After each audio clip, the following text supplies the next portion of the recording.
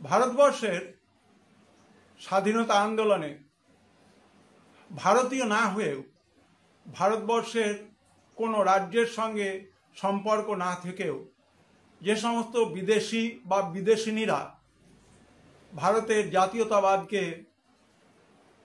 একটা উত্তুঙ্গ অবস্থায় নিয়ে যেতে সক্ষম হয়েছিলেন, তার মধ্যে যার নাম আমরা উল্লেখ করব তিনি হচ্ছেন sister Nivedita. Margaret Elizabeth Nobel.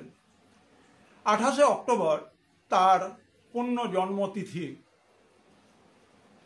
এই আইরিশ কন্যা ভারতবর্ষের মুক্তির জন্য জাতীয়তাবাদী আন্দোলনকে সফল করবার জন্য স্বামী বিবেকানন্দের ছায়া সঙ্গিনী হয়েছিলেন।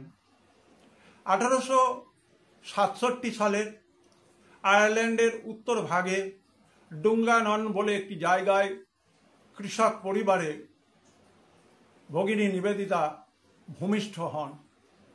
1895 সালে স্বামী বিবেকানন্দের ইংল্যান্ড সফরের সময় তার বাগ্মিতাতে মুগ্ধ হন এবং স্থির করেন তিনি ভারতবর্ষে চলে আসবেন।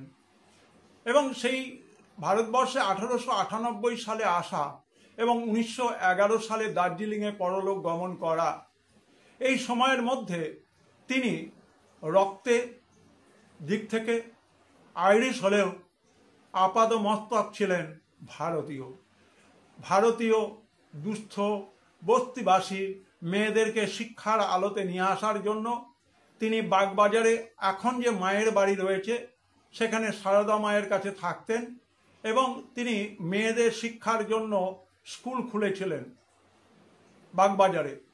আমরা এরকম একজন মহিয়সী মহিলা, যিনি কিনা ভারতবর্ষে বঙ্গভঙ্গ আন্দোলনের ঠিক আগেই 1904 সালে পরাধীন ভারতবর্ষের একটি জাতীয় পতাকার রূপ দেন, যে জাতীয় পতাকাতে ইন্দ্রের বজ্রচিহ্ন ছিল পতাকার রং লাল এবং হলুদ। ভগিনী নিবেদিতা এই নামটি কিন্তু স্বামী বিবেকানন্দের দেওয়া। স্বামী বিবেকানন্দ এই নামটি দিয়েছিলেন কারণ নিবেদিতার জীবন ছিল ডেডিকেটেড টু গড। গড মানে সাক্ষাৎ নররূপী নারায়ণ। আমাদের কবিগুরু তাকে বলতেন লোক মাতা, মাদার অব দ্য পিপল। পরের ভিডিওতে এর বিস্তারিত আলোচনায় আসছি।